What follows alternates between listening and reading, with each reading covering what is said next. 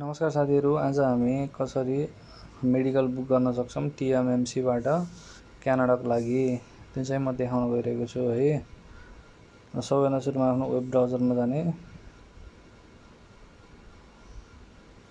अनि यहाँ चाहिँ tmmcnepal.com भनेर हान्ने है। tmmcnepal.com हान्ने TMMC को वेबसाइट खोल्छ। सर यसरी एउटा इन्टरफेस देखिन्छ है। यसलाई चाहिँ अब डेस्कटप साइट भयो भने यस्तो भयो, नर्मल साइट पनि यस्तै हुन्छ।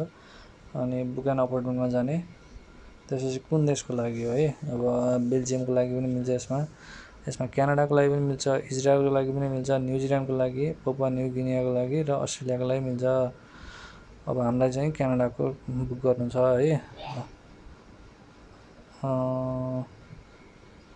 क्लिक हामीले बुक एन्ड अपॉइन्टमेन्टमा गएर क्यानाडाको है, ल क्यानाडाको बुक गऱ्यौँ।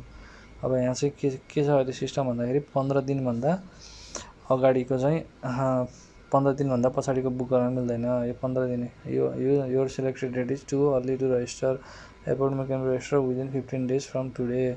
आजदेखि 15 दिनसम्म मात्रै रजिस्टर गर्न मिल्छ हैन। अब यसरी ल 26 को आयो है। ल यसरी गर्ने अनि फर्स्ट नेम हाल्ने है, अनि त्यसपछि मिडल नेम हाल्ने, अनि डेट अफ बर्थ हाल्ने, इमेल हाल्ने, फोन नम्बर हाल्ने, मोबाइल नम्बर हाल्ने, फोन नम्बर अनि पासपोर्ट नम्बर हाल्ने, नेसनालिटी अनि पासपोर्ट इस्यु डेट, कहिले पासपोर्ट जारी भएको हैन, एक्सपायरी डेट हाल्ने।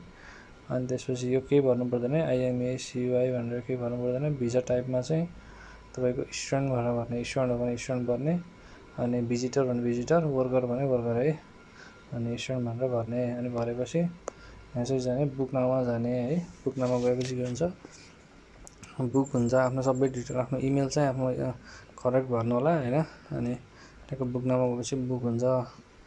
अनि बुक भएपछि चाहिँ तपाईहरुको रजिस्टर हुन्छ। अनि तपाईहरुले बुक भएको दिन चाहिँ जाने, त्यहाँ टाइम दिन्छ।